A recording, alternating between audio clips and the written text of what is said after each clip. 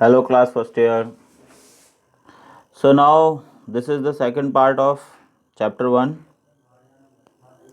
business studies. This is now the next point of it, objectives of business. Objectives क्या होते हैं? In a simple line if we just say, so objectives are the end towards which the activities of the business are directed. जैसे कल भी बोला था आपसे, या इसको इजी बनाने के लिए कि ऑब्जेक्टिव मीन्स वाई, क्यों करना है, रीज़न क्या है. जब भी किसी चीज़ का ऑब्जेक्टिव आपसे पूछा जाए तो उसका मतलब होगा कि why it should be done, क्यों किया जाना चाहिए, वही उसका ऑब्जेक्टिव होता है. अभी जो लाइन, जैसे अभी मैं रिपीट करता हूँ इसको, objectives are the end towards which the activities of the business are directed, जिस पर बिजनेस की एक्टिविटीज डायरेक्टेड होंगी. ओके, मीन्स जिस पे आपका गोल डिपेंड करता है वही उसका ऑब्जेक्टिव होता है. उद्देश्य हिंदी में कहते हैं. उद्देश्य क्या है, मीन्स क्यों करना चाहते हो, आप ये करने के बाद किस एंड रिजल्ट तक जाना चाहते हो, वो ऑब्जेक्टिव होता है. तो बिजनेस के ऑब्जेक्टिव्स होते हैं, नंबर 1 पे economic objectives, number 2 social objectives, number 3 human और individual objectives. Right, so let's start with the economic objectives. यहाँ पे एक ये फ्लो चार्ट है, आप इसको देख सकते हैं. इकोनॉमिक ऑब्जेक्टिव्स में 3 ऑब्जेक्टिव्स होते हैं, means survival, profit and growth. Social objectives में पॉइंट होते हैं, और इंडिविजुअल ऑब्जेक्टिव्स में. हम एक एक करके सबको समझने का अब शुरुआत करते हैं. राइट, नंबर 1 पे आता है economic objectives. Economic objectives means number 1 survival. अब इकोनॉमिक जब आप बात कर रहे हैं तो आप, क्योंकि बिजनेस क्यों कर रहे हो, बिजनेस करने का रीज़न क्या है? बिजनेस करने का रीज़न है अपनी इकोनॉमिक स्टेबिलिटी को बनाना, है ना. कोई 1 लाख रुपया लगाता है बिजनेस के अंदर, तो बिजनेस के अंदर अगर 1 लाख रुपया लगाता है, अगर 1 लाख रुपया लगाता है तो उसका मोटिव होता है कि मैं इस पैसे को और ज़्यादा इंक्रीज कर दूं, है ना. वरना इन्वेस्टमेंट ही क्यों कर रहे हैं आप? इकोनॉमिक का मतलब ही क्या हुआ, आपको पैसा अर्न करना है ना. As business is an economic activity. Yes you know now, business एक इकोनॉमिक एक्टिविटी है, हमने उसके करेक्टर्स में पढ़ा था. So the most important objective of business are economic objectives, क्योंकि इन्हीं के बेसिस पर बिजनेस चलने वाला है. वरना तो अगर आप पैसा ही नहीं कमा पा रहे हैं उस बिजनेस से, तो वो बिजनेस नहीं है. आप फिर या तो उसको चेंज कर दीजिए या कुछ और ट्राई कीजिए, है ना. किसी के लिए भी अगर आप एडवाइस करते हैं तो यहाँ पे नंबर 1 पॉइंट आता है, वो है survival. Survival, survive means existence. You are here in present, survive कर रहे हैं आप, जिंदा हैं आप, है ना. हिंदी में जब बोलते हैं तो means the basic purpose of every organisation is to survive and exist in the competition और कॉम्पिटिटिव मार्केट. आपको मौजूद रहना है मार्केट के अंदर फॉर अ लॉन्ग पीरियड. ठीक है, तो इसको कवर अप करने के लिए आपको प्रॉफिट अर्न करना होता है. जो सेकंड पॉइंट है इसका, पहली चीज़ है सर्वाइव. सर्वाइव करने का मतलब होता है कि एक नॉर्मल वे में आप यूनिट्स बनाते हैं. सपोज 1 लाख रुपीज़ आप इन्वेस्ट करते हैं, यूनिट बनाते हैं और वो आपकी सेल हो जाती हैं. ठीक है, लेकिन बस एक ही यूनिट आप बना रहे हैं. सपोज करो जैसे कि ये सॉफ्ट ड्रिंक्स आती हैं मार्केट में, पेप्सी है, कोका कोला है, फैंटा है, माजा है, फ्रूटी है, स्प्राइट है, ड्यू है, बहुत सारी और भी आती हैं, है ना. तो ये एक एक कंपनी के बहुत सारे फ्लेवर्स देख रहे हो आप, है ना. कंपनी एक ही है, जैसे कोका कोला एक कंपनी है तो उसमें बहुत सारे ब्रांड्स हैं. पहले कोका कोला एक ब्रांड आता था, बहुत पहले, कभी 80s से पहले इंडिया में, है ना. उससे पहले यूरोप में इन्वेंट हुआ था.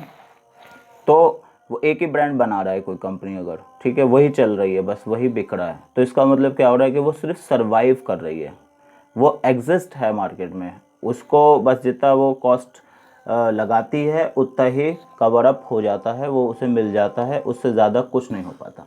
तो ये सर्वाइवल है, मतलब कि इकोनॉमिक ऑब्जेक्टिव का पहला जो ऑब्जेक्टिव है कि आप जब स्टार्ट करते हैं बिजनेस को तो आप सर्वाइव करते हैं, नंबर 1 पॉइंट। मतलब कि पहले अपनी जगह बनाते हैं मार्केट के अंदर। Is it okay? Right. Number 2, अब जब आप सर्वाइव करना शुरू कर देते हैं तो सेकंड पॉइंट आता है प्रॉफिट। अब आप प्रॉफिट अर्न करने की कोशिश करते हैं, है ना। प्रॉफिट अर्न होना आपका ऑब्जेक्टिव होता है। पहले तो सर्वाइवल, पहले आप स्टेबल हो गए मार्केट में, ठीक है। अब हमारी एक रैपो है, लोग हमें जानते हैं, हम यहाँ पर स्टैंड कर रहे हैं, इतना प्रोडक्ट हमारा ईयरली सेल हो जाता है। Is it done? अब आप प्रॉफिट की बात करते हैं तो और प्रॉफिट ही जो ये कहिए कि मेन या the basic objective of the business वो है टू अर्न प्रॉफिट। और उससे ज़्यादा, उससे ऊपर की बात जब आप करते हैं तब आप उसको कहते हैं आप to maximise the profit. Maximise करते हैं आप प्रॉफिट को, वो ग्रोथ हो जाती है फिर। तो पहले प्रॉफिट समझिए। Profit means the most important objective of every organization is earning adequate amount of profit because profit is essential for survival।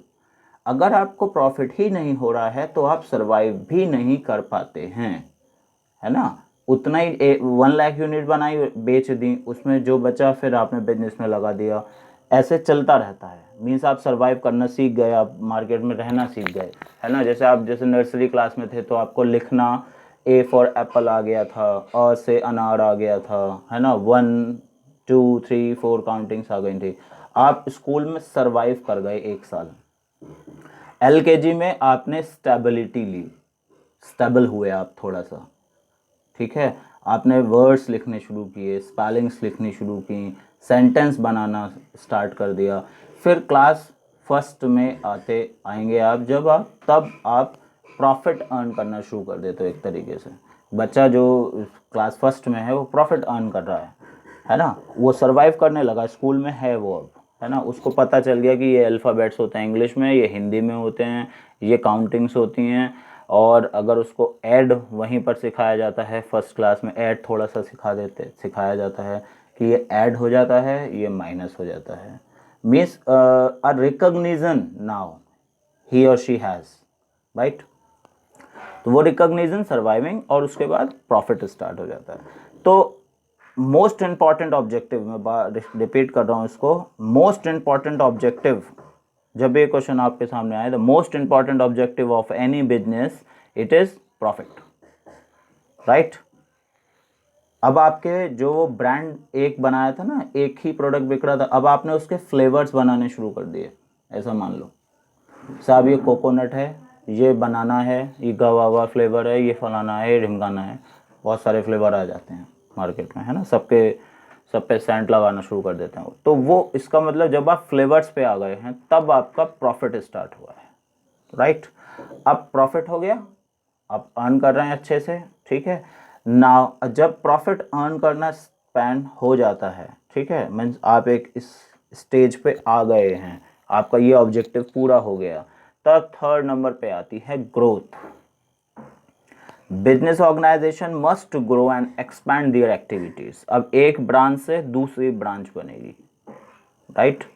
The success of any organisation is measured by growth rate, and growth is measured in terms of sales, number of branches, number of products, number of employees।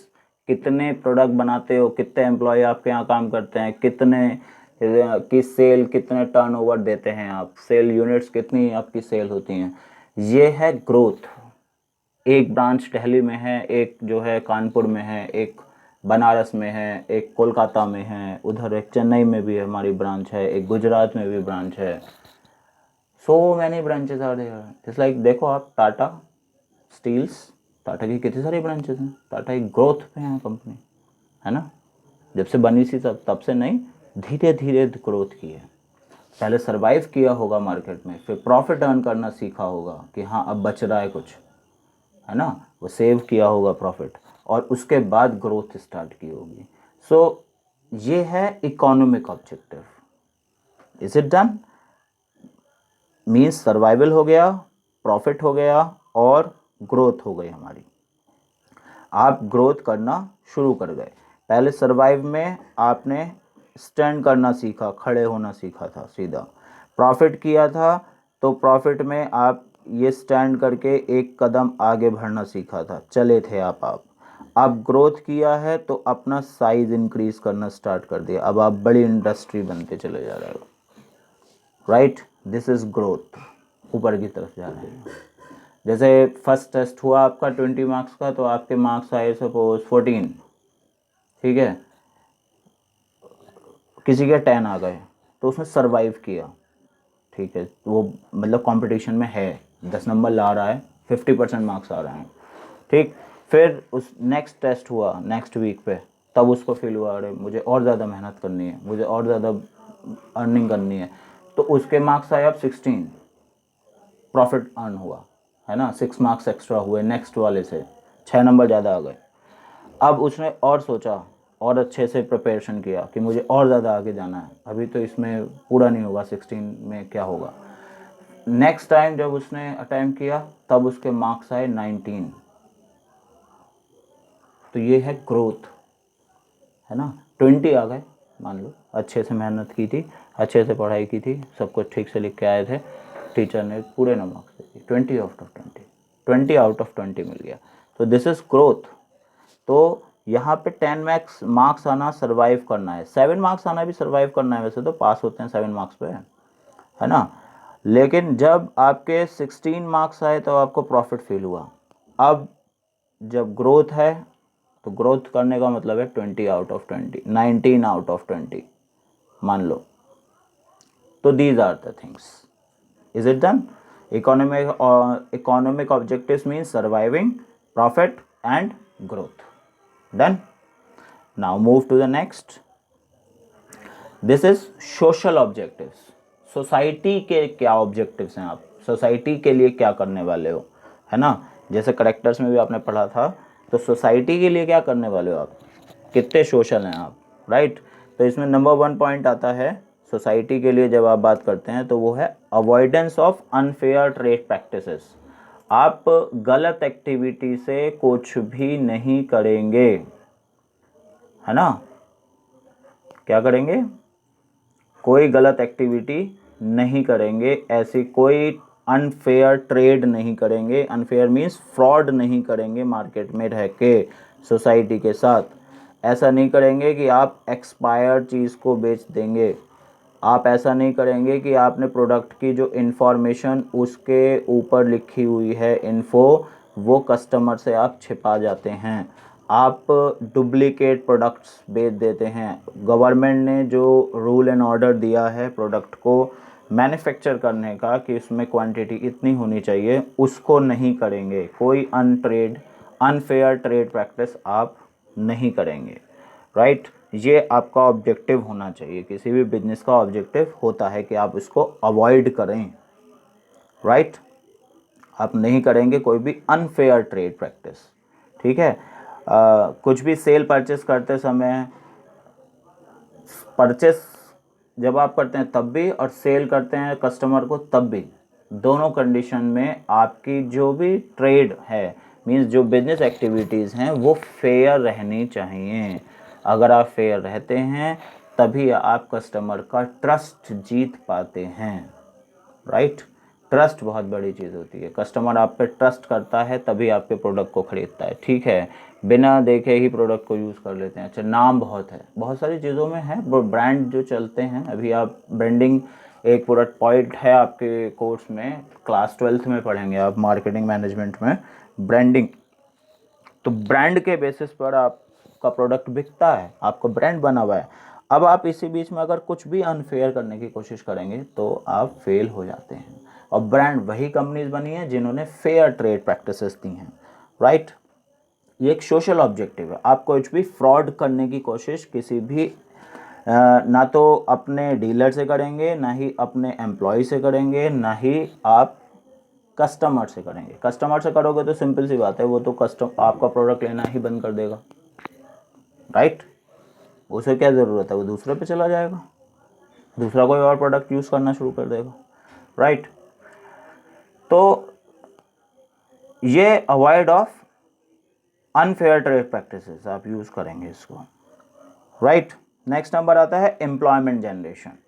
आप जब market में काम कर रहे हैं तो government भी और सोसाइटी भी आपसे ये चाहती है कि आप जो अनएम्प्लॉयमेंट की प्रॉब्लम है इंडिया जैसी कंट्री में, उसको दूर करने की कोशिश करें, ठीक है। एम्प्लॉयमेंट जनरेट करने की कोशिश करें, ये आपका सोशल ऑब्जेक्टिव है। कोई भी कंपनी अगर मार्केट में है तो वो आसपास के जितने भी वर्कर्स उसे मिल सकते हैं, एम्प्लॉयज़ मिल सकते हैं, वो उनको लेने की कोशिश करेगी, है ना, करेगी। क्योंकि वो जब सपोज़ करिए आपके घर, आपके जो लोकेलिटी है, आपका टाउन है, आपकी सिटी है, आप जिस एक एरिया में रहते हैं, जिस टेरिटरी में रहते हैं, वहीं पर एक इंडस्ट्री स्टेबल होती है, तो वहाँ पर वो उन्हीं आसपास के रहने वाले लोगों के लिए ही जॉब्स को ओपन करे, है ना। वो कोशिश करे कि आसपास के लोगों को जॉब मिले, और अगर आसपास भी उतने क्वालिफाइड लोग नहीं रहते हैं तो वो लेबर में काम करेंगे। किसी भी कंडीशन में उनको एम्प्लॉयमेंट जनरेशन करना चाहिए। जो इंडस्ट्रीज़ हैं, जो बिजनेसेस हैं, उनकी एक तरीके से एक मॉरल ड्यूटी बनती है सोसाइटी के लिए, राइट। तो एम्प्लॉयमेंट जनरेशन इसका ऑब्जेक्टिव होता है, right. Third number, social services. Social services का मतलब है कि अगर आप बिजनेस में हैं, आप काफ़ी बड़ा बिजनेस सेटअप कर चुके हैं, तो आप चैरिटेबल डिस्पेंसरीज बनवा सकते हैं, स्कूल्स खोल सकते हैं, हॉस्पिटल्स चला सकते हैं, एनजीओस चला सकते हैं, है ना। और आप देखो अगर सर्च करके इंटरनेट पे, तो टाटा कंपनी है, बहुत बड़ा अमाउंट वो अपनी सोशल सर्विसेज में, अपने सोशल प्रोजेक्ट्स में देती है ना। ऑर्फन हाउसेस को डोनेशन देते हैं ये लोग, और जितना अगर स्कूल जिस एरियाज़ में नहीं है वहाँ पे स्कूल्स खुलवा देते हैं। गवर्नमेंट इनके साथ साथ मिलकर काम करती है, डोनेशंस देते हैं साथ में। तो ये बड़ी कम्युनिटीज़, या छोटा सा ही आपका बिजनेस है तो आपको चाहिए कि आप सोशल सर्विसेज करें, है ना। एक छोटी सी सोशल सर्विस होती है कि जैसे आपके घर के पास में कोई शॉप है, तो आप उससे प्रोडक्ट कोई परचेस करते हैं और कहते हैं कि ठीक है, सुबह पैसे ले लेना। This is also a social service. आप कम्युनिटी में जिसमें हैं उसके लिए आप ट्रस्टवर्दी हों, ठीक है। तो ये सोशल सर्विसेज हैं, राइट। तो आपको आपका ऑब्जेक्टिव होना चाहिए कि आप सोशल सर्विस करें, राइट। नेक्स्ट नंबर, एक बड़ा पॉइंट, बड़ा इसलिए क्योंकि ये हमारे इन्वायरमेंट को बनाता है, ये है अवॉइडेंस ऑफ पॉल्यूशन। पॉल्यूशन पर ध्यान रखना आपकी ड्यूटी है, क्योंकि आप भी उसी इन्वायरमेंट में सांस ले रहे हैं जिसमें आप बिजनेस का लालच करते हैं। मीन्स आप अगर एयर पोल्यूशन कर रहे हैं किसी तरीके से, वाटर पोल्यूशन कर रहे हैं, लैंड पोल्यूशन कर रहे हैं, नॉइज़ पोल्यूशन कर रहे हैं, तो आप भी उसी एरिया में हैं। गवर्नमेंट ने बहुत ज़्यादा लॉज बनाए हुए हैं इसके लिए। कंपनीज को कहा हुआ है कि आप ध्यान रखें इन सारी बातों का, कि आप पोल्यूशन को कंट्रोल करें, है ना। तो यहाँ पर तो वर्ड जैसे बुक लिखती है तो अवॉइडेंस ऑफ पॉल्यूशन लिख देती है कि अवॉइड ही करिए आप पोल्यूशन को, जहाँ तक हो सके अवॉइड करके रखिए। ये आपका सोशल ऑब्जेक्टिव है। जितना अवॉइड कर पाते हैं उतना ज़्यादा से ज़्यादा अवॉइड करिए, है ना। ऐसी कोई इंडस्ट्री या ऐसा कोई प्रोडक्ट आप यूज़ नहीं करिए जिससे कि क्या हो, पोल्यूशन ज़्यादा हो। अच्छी टेक्नोलॉजीज़ को यूज़ करिए, लेटेस्ट टेक्नोलॉजीज़ इन्वेंट हो रही हैं जिससे पोल्यूशन को कम किया जा रहा है ना। चिमनीज़ यूज़ हो रही हैं स्मोक के लिए, वाटर प्योरीफायर्स लगाए जा रहे हैं, और लैंड के लिए आप आर्टिफिशियल प्लेटफॉर्म्स बनाकर उस पर काम करिए। अगर आपकी इंडस्ट्री वहाँ से हटती भी है तो वहाँ की लैंड वैसी रहे कि उस पर एग्रीकल्चर किया जा सके। कई बार देखा गया है कुछ इंडस्ट्रीज़ जो पोल्यूशन कर रही थी वहाँ से हटाई गई, तो वहाँ जो लैंड थी उसकी बिल्कुल सॉइल ख़राब हो गई थी, उसमें कुछ नहीं उग सकता था। मतलब फर्टिलिटी ख़त्म कर दी बिल्कुल कुछ इंडस्ट्रीज़ ने उस एरिया की। तो इसका ध्यान रखा गया है, और इसलिए ही गवर्नमेंट ने बहुत सारे लॉज, और बहुत स्ट्रिक्ट है गवर्नमेंट इसके लिए, क्योंकि हम जिस डेंसिटी में रहते हैं ना, डेंसिटी पढ़ी थी ना आपने 9th क्लास में, पॉपुलेशन डेंसिटी, कितने सारे लोग एक ही जगह रहते हैं। 1003 पर्सन पर स्क्वायर किलोमीटर का एरिया में यहाँ बिहार में रहते हैं। है ना। तो पूरे इंडिया में अगर आप अप्रॉक्स 800 पर्सन पर स्क्वायर किलोमीटर, इतने सारे लोग एक साथ रह रहे हैं, तो उन पे कितना इफेक्ट होगा पोल्यूशन का, है ना। तो इसका ध्यान रखना चाहिए। अभी लॉकडाउन चल रहा है तो इसमें पोल्यूशन कितना ख़त्म हो गया, है ना। दिल्ली तक में जो है बहुत फ्रेश एयर है। बाकी रिवर्स और जो एटमॉस्फेयर का जो हम चेक करते हैं, तो वो तो बिल्कुल काफ़ी हद तक कार्बन ख़त्म हो गया है। ओजोन में भी काफ़ी रिपेयर हुआ है, ओजोन लेयर में। देखा होगा आपने, ओजोन लेयर के बारे में पढ़ा होगा ना साइंस में। नेक्स्ट पॉइंट आता है supply of desired quality of product. आप ऐसी क्वालिटी के प्रोडक्ट को सप्लाई करने में ध्यान दें जो डिजायर्ड क्वालिटी है, ठीक है, ऐसी क्वालिटी जो डिजायर्ड है, ठीक। ज़बरदस्ती कंपनीज अपनी तरफ से कुछ बेचने की कोशिश करती हैं। ऐसे समझिए कि प्रोडक्ट मार्केट में है और उसको कस्टमर्स यूज़ कर रहे हैं, और धीरे धीरे देखा कंपनी ने ठीक है चलने लगा है तो उसको बंद कर दिया। ऐसा भी हो सकता है, करती हैं कंपनी जैसी, है ना। उसकी डिज़ायर इंक्रीज़ हो गई थी, डिमांड इंक्रीज़ हो गई तो उसको बंद कर दिया, दूसरा प्रोडक्ट ला दिया उससे, और जो उसकी कॉस्ट कम हो गए कर दे, कंपनी की कॉस्ट कम कर दे, है ना। तो आप ज़बरदस्ती प्रोडक्ट को थोपने की कोशिश नहीं करेंगे, ये आपका एक सोशल ऑब्जेक्टिव है ना।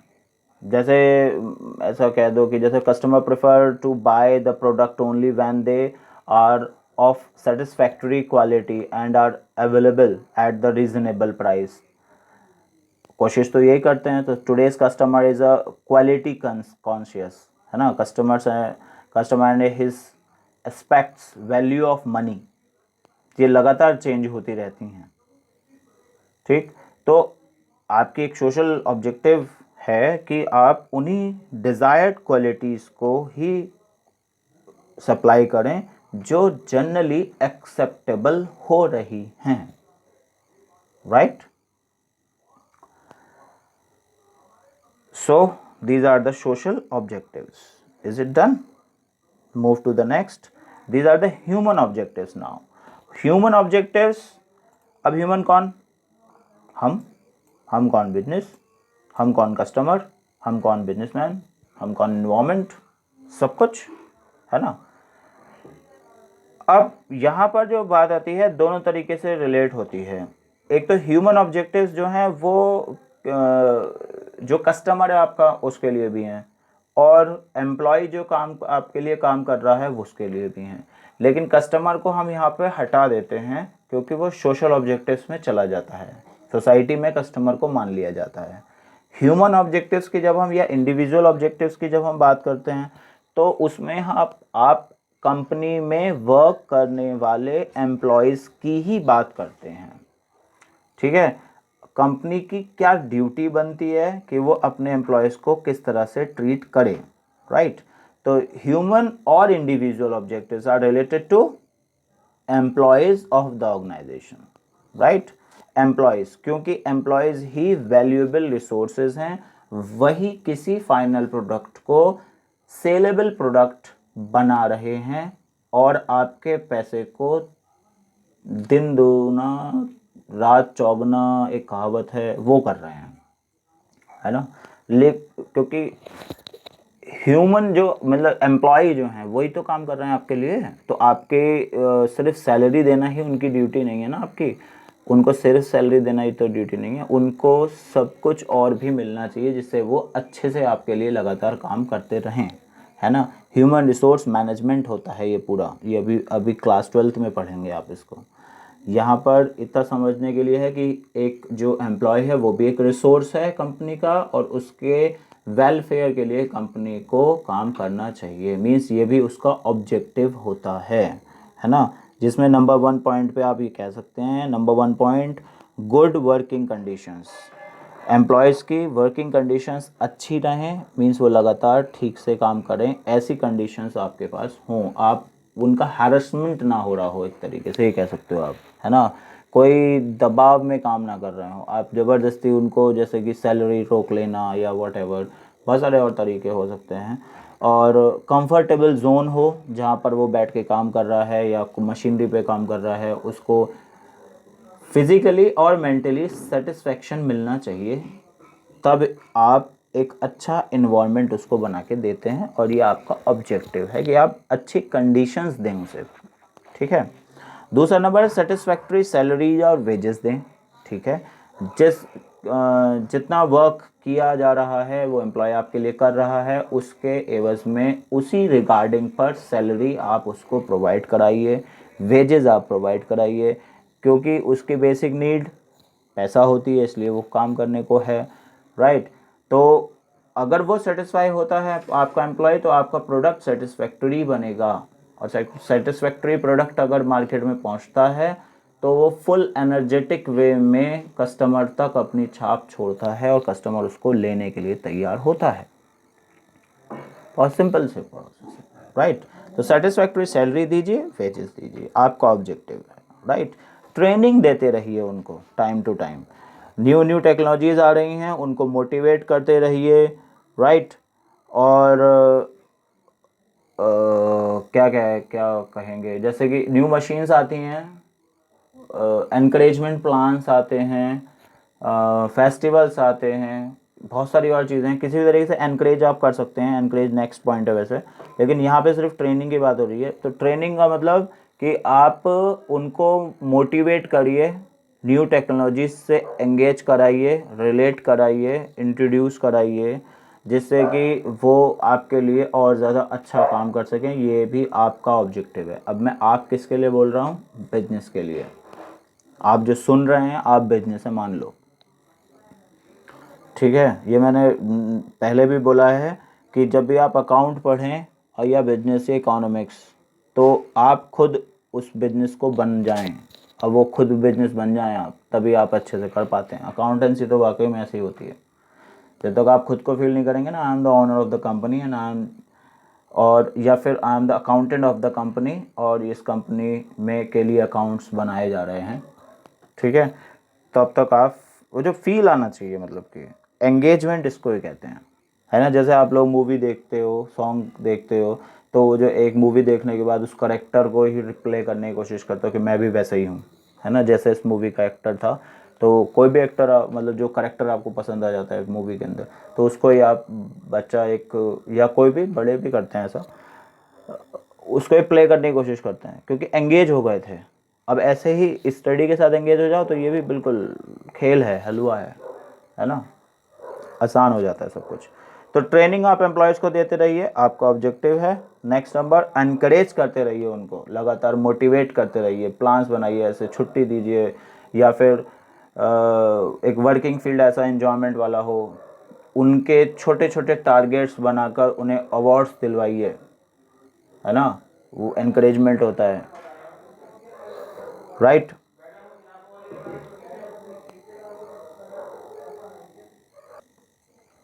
सो एनकरेजमेंट हो गया, एम्प्लॉयज़ एनकरेज हो गए आपके लिए अच्छे से काम करेंगे। नेक्स्ट नंबर आता है स्पेशल बेनिफिट्स।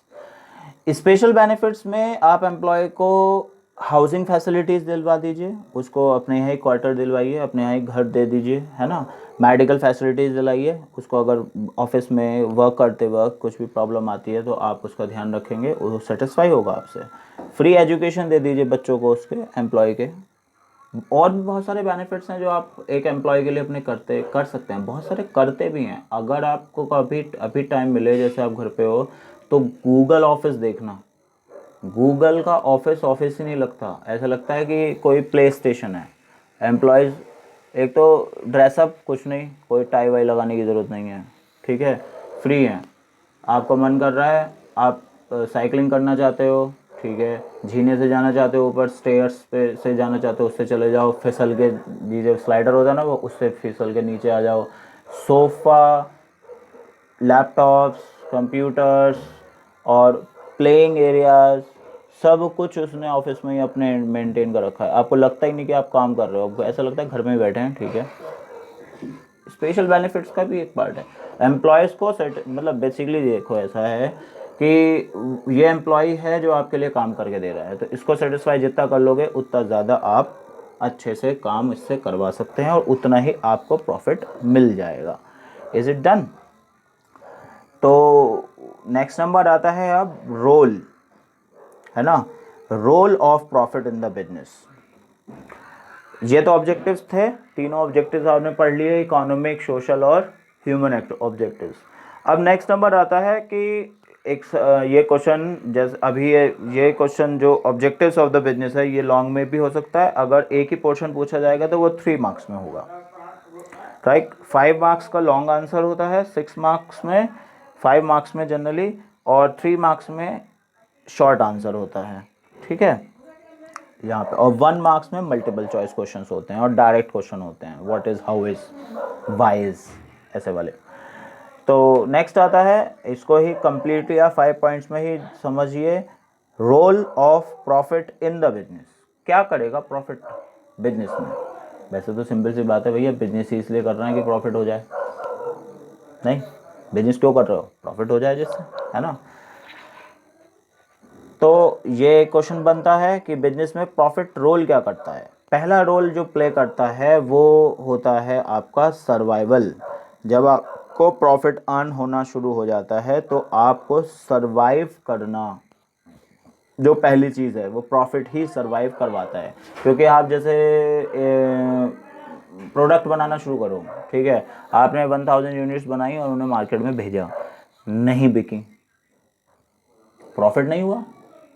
आपने जितने, मतलब सपोज करिए 10 रुपीज़ पर यूनिट था, आपने उसका प्राइस जो है 15 रुपीज़ रखा कि ठीक है 13-14 रुपये भी अगर वापस आ गए तो इट्स ओके, अच्छी बात है, हम काम करेंगे। अब उसको 9 रुपये में भी लेने को तैयार नहीं हो रहा कोई। 10 रुपये में तो आपने बनाया था, आपको 8 रुपये में उसे बेचकर ख़त्म करवाना पड़ा, तो क्या हुआ? लॉस हो गया, है ना। प्रॉफिट होता तो आप सरवाइव कर पाते, है ना। सरवाइव करने का मतलब आप एग्जिस्ट होते, प्रेजेंट होते मार्केट में। सर्वाइवल का मतलब यही है, सरवाइव मतलब प्रेजेंट होते आप मार्केट में, वहाँ होते, राइट। तो सर्वाइवल प्रॉफिट करवाता है आपका सर्वाइवल, राइट। जो एक मिनिमम लेवल पे प्रॉफिट होता है तब आप सरवाइव करना शुरू करते हैं, राइट। नेक्स्ट नंबर आती है, यह है एक्सपेंशन ऑफ ग्रोथ। ये ग्रोथ है, आप ये पीछे वाले पॉइंट से काफ़ी हेल्प मैच्ड है वैसे ये, जो आपने अभी ऑब्जेक्टिव्स पढ़े हैं, इकोनॉमिक ऑब्जेक्टिव्स। तो सरवाइव कराता है, फिर एक्सपेंशन मींस ग्रोथ को में भी कौन काम करता है? प्रॉफिट ही काम करता है। नेक्स्ट नंबर आता है सिंबल ऑफ इफिशियंसी और एन इंडेक्स ऑफ परफॉर्मेंस।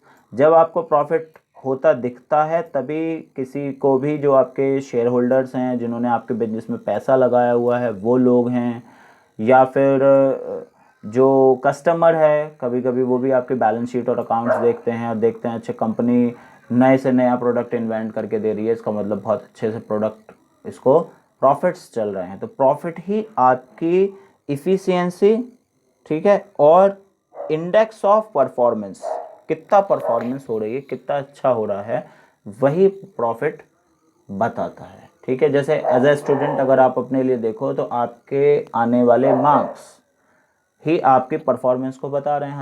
अच्छे से मार्क्स आ रहे हैं तो इसका मतलब आप अच्छा परफॉर्मेंस कर रहे हैं, है ना। तो वही मार्क्स आपके लिए और बिजनेस के लिए प्रॉफिट वही काम कर रहा है, ठीक है।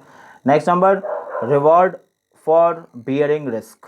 आप रिस्क को ले सकते हैं, राइट, रिस्क ले सकते हैं इसको भी तैयार करने या आपको एलिजिबल बनाने के लिए, आप में एक तरीके से डेयर देने के लिए कि हाँ ठीक है हमें प्रॉफिट हो रहा है तो हम और रिस्क लेंगे और ज़्यादा इन्वेस्टमेंट करेंगे बिजनेस में और ज़्यादा हमें इंक्रीजमेंट हो जाएगी, राइट।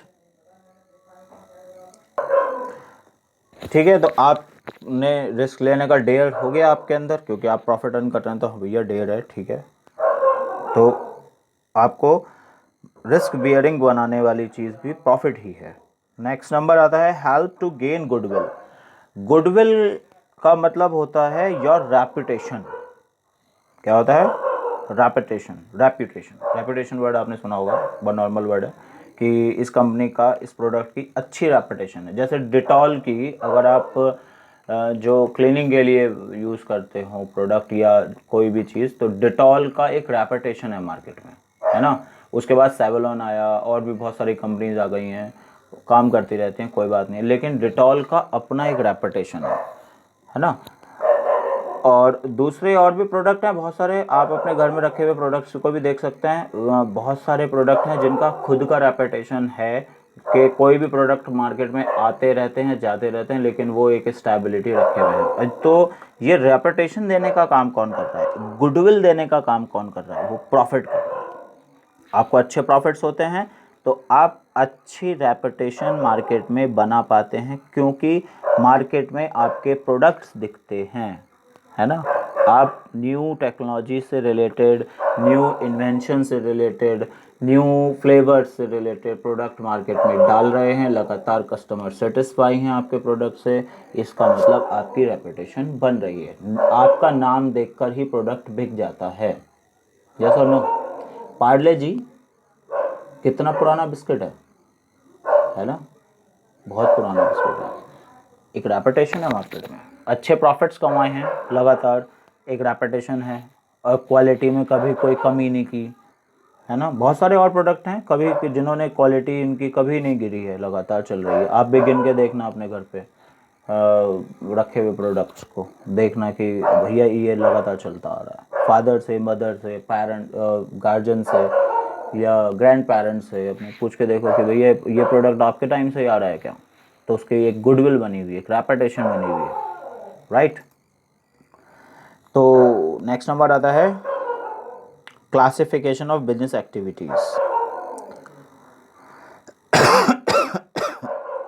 क्लासिफिकेशन मीन्स जब आप बिजनेस की एक्टिविटीज़ को मीन्स क्लासिफाई करने की मतलब, या बिजनेस होता किन किन वेज में, हम business business business business business बोले जा रहे हैं लगातार, ठीक है। तो बिजनेस होता किस वे में है, क्या क्या उसके अंदर पॉइंट्स होते हैं, वो यहाँ पे आपको क्लियर होने वाले हैं, ठीक है। बिजनेस एक्टिविटीज़ दो तरीके से काम करती हैं, ठीक है। नंबर 1 इंडस्ट्री, और दूसरे नंबर पे होती है कॉमर्स, ठीक है। Industry and commerce.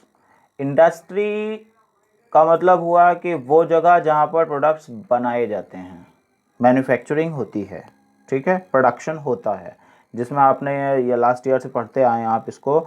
ये नंबर 1 पे आता है प्राइमरी एक्टिविटीज़, या प्राइमरी जो इंडस्ट्रीज़ होती हैं, ठीक है। प्राइमरी जो नेचर से रिलेटेड हैं, किससे रिलेटेड हैं, नेचर से रिलेटेड हैं, ठीक है। नेचुरल प्रोडक्ट्स ही इनमें बनाए जाते हैं, राइट।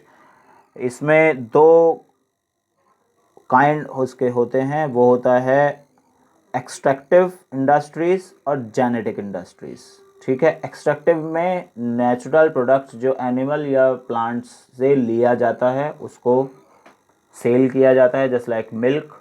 जेनेटिक इंडस्ट्रीज़ में उनकी ग्रोथ कराई जाती है, जैसे आप कोई पोल्ट्री फार्म होता है उसमें एग्स प्रोड्यूस कराए जाते हैं और उन एग्स को बेचा जाता है, जेनेटिक इंडस्ट्री हो जाती है। सेकेंडरी इंडस्ट्री मीन्स जहाँ पर मैन्युफैक्चरिंग होती है, कन्वर्ट होती हैं चीज़ें एक से दूसरे में, है ना। कन्वर्ट होने का मतलब क्या होता है कि आप रॉ मटेरियल से उन्हें फाइनल गुड्स बनाते हो, इज इट डन।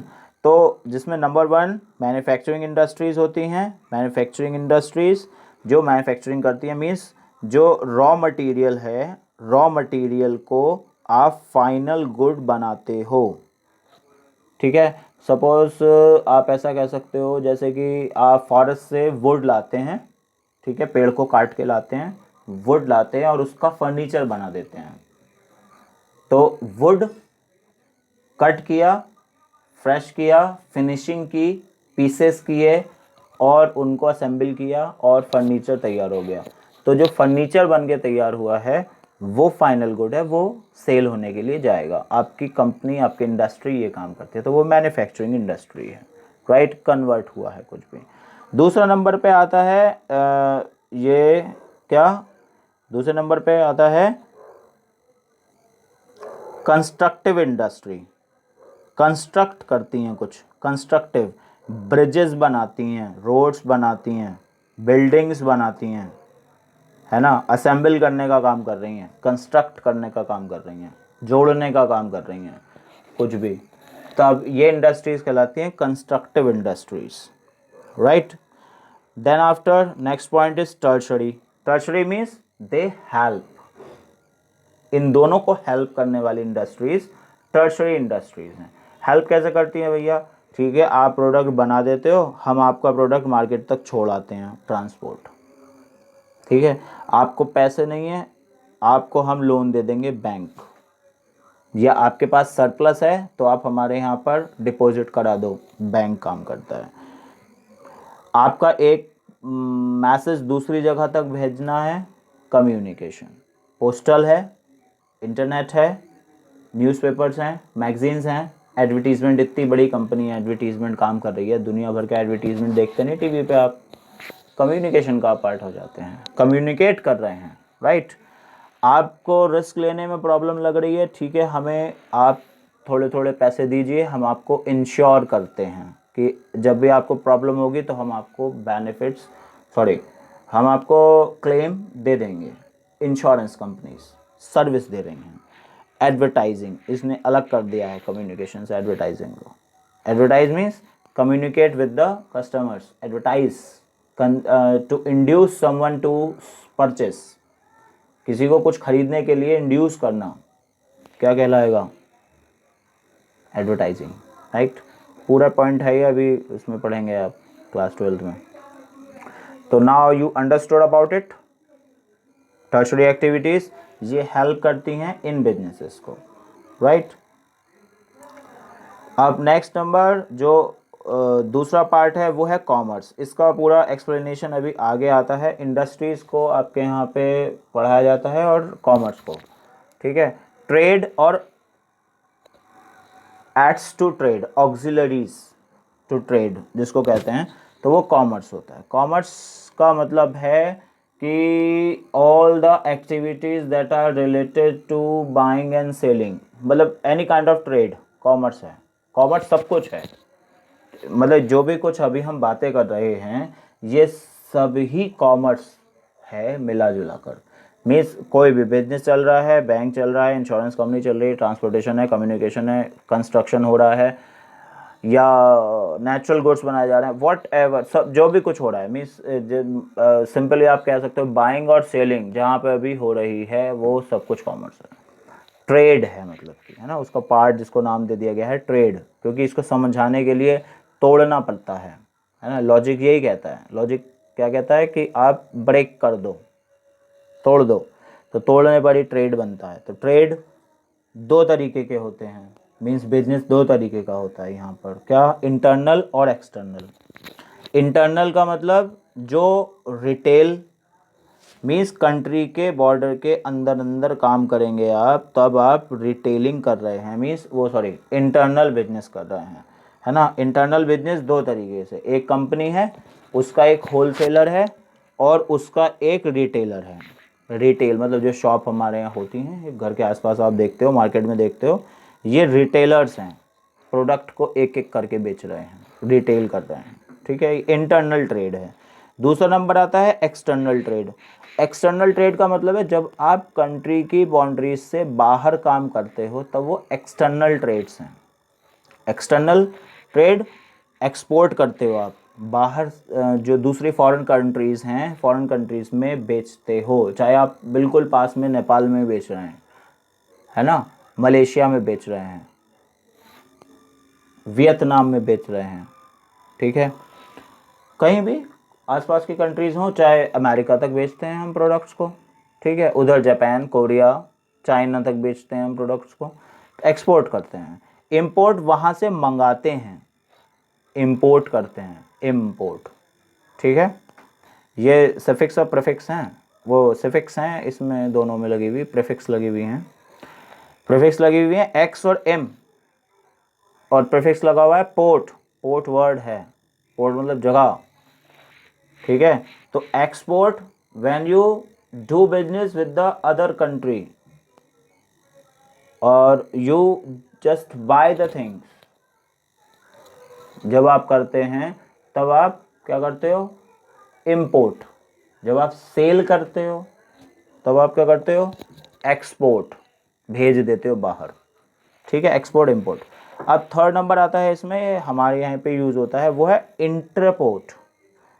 इंटरपोर्ट का मतलब होता है जब आप कुछ भी परचेस करते हैं किसी फॉरेन कंट्री से, ठीक है, किसी विदेशी कंपनी से आप कुछ भी परचेस करते हैं लेकिन उसे अपने यहाँ पर यूज़ नहीं करते, दूसरे कंट्रीज में बेच देते हैं। मतलब परचेज हम करते हैं और दूसरी कंट्री में, एक कंट्री से परचेज, सपोज करो जैसे जर्मनी से एक हमने मशीनरी परचेस की और उसे अपने यहाँ मंगाया और कोरिया में बेच दिया, ठीक है। सेलर कौन है? इंडिया, ठीक। मैन्युफैक्चरर कौन है? जर्मनी। मैन्युफैक्चरिंग किसने की थी? जर्मनी ने। सेलर कौन है? बेच कौन रहा है? इंडिया। और परचेजर कौन है? खरीद कौन रहा है? Korea. This is called interport. जब आप एक कंट्री से परचेस करते हो, ठीक है, और उसे अपने यहाँ ही यूज़ कर लेते हो, अपने यहाँ आपके मार्केट में बिकने के लिए प्रोडक्ट आ जाते हैं वो, ठीक है। दूसरी कंट्री से आपने खरीदा, मतलब गवर्नमेंट ने खरीदा, उसकी कंपनीज ने खरीदा, प्राइवेट कंपनीज ने खरीदा, दूसरी कंट्री से खरीदा और अपने मार्केट में बेच दिया। This is called import. जब आप अपने मीन्स दूसरी कंट्री से खरीदते हो और किसी और कंट्री में उसको बेच देते हो, तब इसको क्या बोलते हो आप? इंटरपोर्ट। Is it done? अब नेक्स्ट नंबर आता है एड्स टू ट्रेड।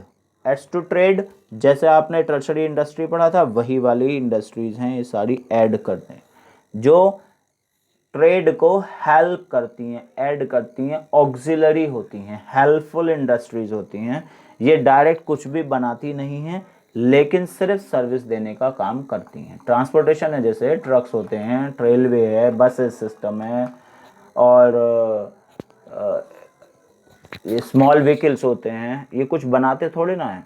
इनको क्या है, इनको आपका प्रोडक्ट उठाना है एक जगह से दूसरी जगह छोड़ के आ जाना है, लोडिंग करते हैं ये लोग, ठीक है। तो ये है ऐड टू ट्रेड। तो this was the you can say part 2 of business studies chapter 1, right.